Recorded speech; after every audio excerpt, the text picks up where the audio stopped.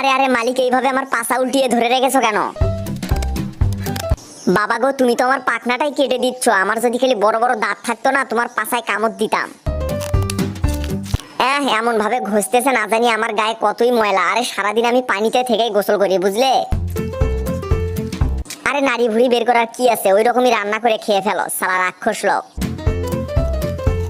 আরে কি মালিক, এরকম আস্তে আস্তে ফ্যাস মেরে কাটলে হবে? জোরে জোরে চোট মেরে সালাকে ভাগা ভাগা করে ফেলো তো।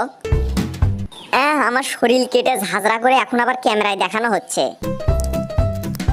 আরে বাবুরে মালিক, তোমার বাড়িতে তো ব্লেন্ডার আছে, সেখানে পেশাবাদ দিয়ে আমাকে বের করে নিয়ে এরকম নির্যাতন করতেছো কেন?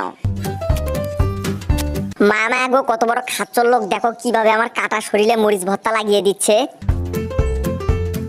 মালিক, তুমি মাছটাকে কলা পাতায় মুড়িয়ে ফেললে, একে খাওয়া বাদ দিয়ে আবার কবর দিয়ে ফেলবে নাকি? ও বাবা গো, পাছাটা পুরো জ্বলে গেল। আসলে তুমি কি